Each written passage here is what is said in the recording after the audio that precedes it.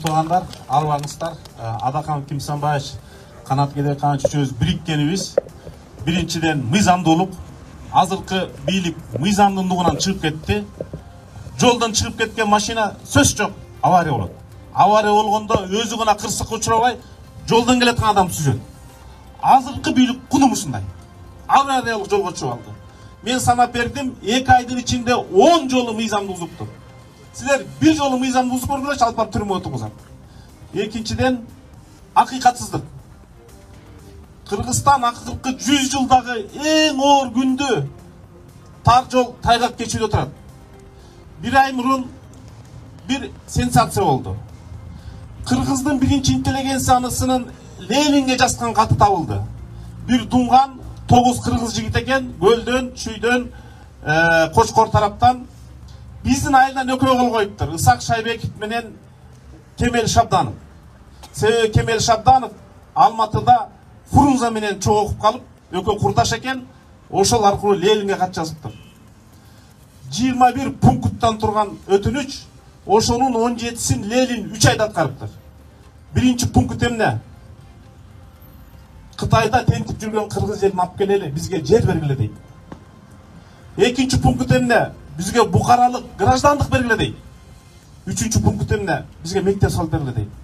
Aylanayın Kırgızlar 100 yıldan keyin жерибиz buttun астында турат го. Bukaralık biz Kırgızstanın grajdanıyısız go. Эмне болуп атат? Азыркы бийлик элди бага албай, пенсия пособияга 20 миллион доллар Россиядан алдык. Бул уят. 20 миллион доллар, бул 1 миллиард 600 миллион сом. Президентти бакканга bir жылда 2 миллиард 600 миллион сом, 5 жылда 12 миллиард сом кетет. Силерге ошондой президенттин кереги барбы? Мына Усубалиев 24 жылда Kırgızistan'da başkarıp 2 telehraniteli olmuşu. Biri Miraşichenko demen tanıp kaldı. 2 telehraniteli. Azırkı prezidentin 400 telehraniteli var. Oşonda prezidentin sergi gereği var mı? 17 rezidensiyası var. Geçe Moldova'nın prezidenti Sandu degen ant verdi. 3 komnat üyde yaşaydıkken. Gruzya'nın prezidenti Zurabashvili 4 komnat üyde yaşaydıkken. Bizdin prezidentin 17 үйü var.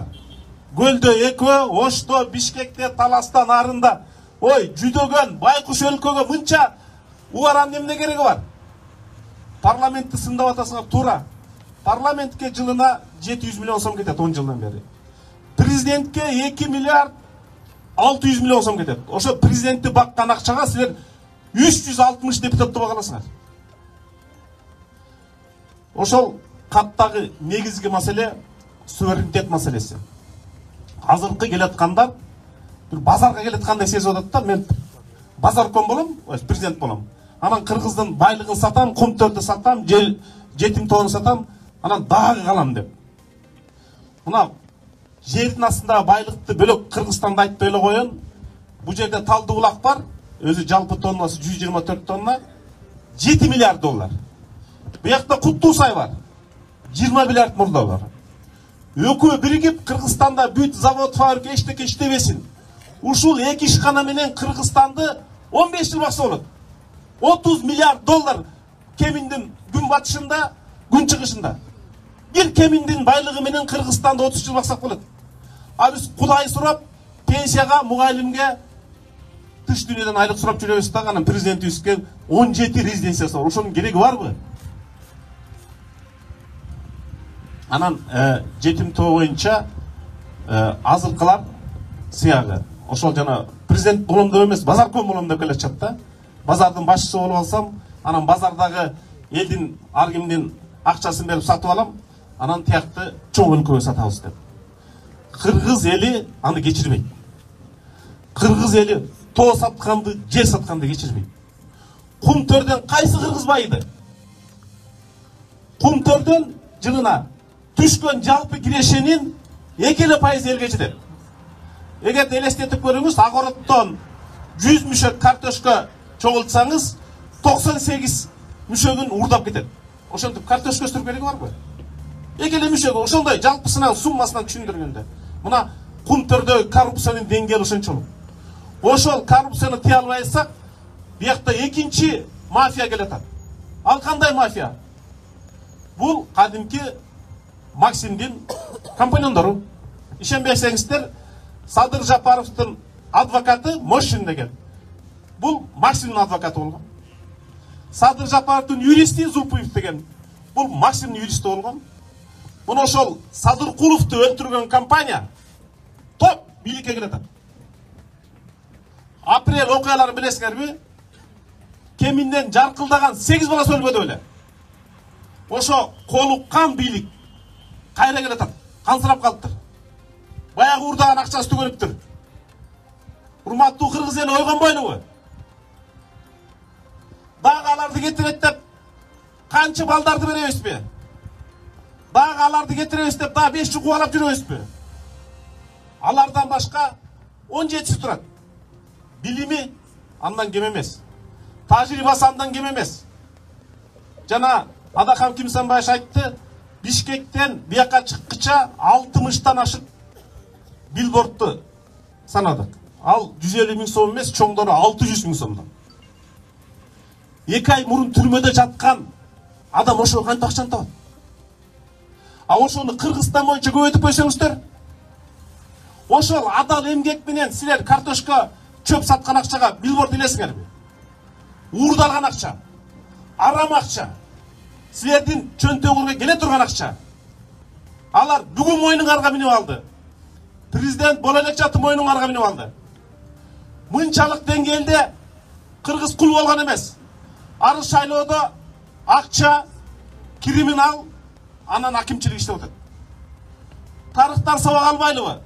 4-октябрдан сабак албайлыбы? Кайра жаңы төңкөрүшкө барабызбы? Футболдо барды командага бир эле эреже. Биздин бир азаматыбыз 17 адам футбол ойноп атсак, ал көкпөрдүн эрежеси менен кирип кетти. Генералдык прокуратурага сотко айттык. Бир эреже болсун. Жок, 17бизге бир эреже, Садыр Жапаровго бөлөк эреже. Мен 10 пунктун санап бердим. Биз мыйзам жазып жүргөн кишибиз. 2 айда 10 жолу мыйзам бускан киши кийин силердин укугуңарды коргоп бере алабы? Мыйзам бусуу кадырес иш болуп калды да. Кече Жеңиш Молдахматов деген кыргыздын бир чыгаан жигити Замандаш партиясынын лидери элге кайрылды. 2 айда 10 жолу калп айтыптыр. Ой, урматтуу эл журт, падышаңар калпчы болсо, ошо менен тышкы дүйнө сүйлөшөбү? Падышаңар калпчы болсо, ошону эл сыйлайбы? Мына тандоо силерде. Калпчыны тандасаңар 5 жыл калпчы болуп жашайбыз. Адамгерчиликтүү, имандууну тандасаңар, имандуу жашоо келет, имандуу бийлик болот. Ошондуктан урматтуу эл журтум, силерге рахмат. Пандемия учурунда бийлик эмес, силер бири-бириңерге жардам бердиңер. Ошентип бири-бириңерди сактап калдыңар. Ушул жыл ден соолуктун, адамгерчиликтин жылы болсун, тынччылык болсун. Эң негизгиси мамлекеттүүлүктү сактап калалы. Кыргыз эли мындан 3 жыл мурун Атаке бийди бий тандаганда жаңылган эмес. 2,5 жыл мурун хан Жантайды хан кылганда жаңылган эмес. Шабдан Баатырды Баатыр тандаганда жаңылган эмес. Кеминден Каныбек Осмоновдо чемпиондор чыккан. Бирок кошоматтын чемпиондору чыккан эмес. Азыр ошол биримдикке иштеп жүргөн, мурун СДПК иштеп жүргөн бир жапжаш инилерим жапжаш болуп туруп 40 жыл иштегендей кошоматчы болуп алышыптыр. Азыр келелек бийликтин кошоматын кылып атышат. Мына Кыргызстандын шору, жана Путин айтпадыбы, Кыргызстан шорду экен деп. Ошондой кошоматчылардын айынан шорду болуп атат. Мен кеминден баатырлар чыккан сыймыктанам. Эсирдин эл артисти чыккан Самара эжеде. Күреңкеевдин комусу чыккан. Бирок кеминден эч убакта кошомат чыккан эмес. Мен ошол кошоматчыларга арданам. Кеминден академиктер чыккан. Дүйнөнү титиреткен Иманалиевдей, Данияровдой, Алтымышевдой. Азыр кеминдин атын Бишкекте кошоматчылар чыгарып атат. Ошо силердин уулуңар, силердин кулунуңар. Ошо кошоматчылар Кыргызстан түбүнө жетет. Ошол Садыр Жапаров түбүнө жетет. Ошол кошоматчылар жаза алмайын, Кудайдын жазасын алмайын, силердин жазаңарды алмайын, Кыргызстан оңолбойт.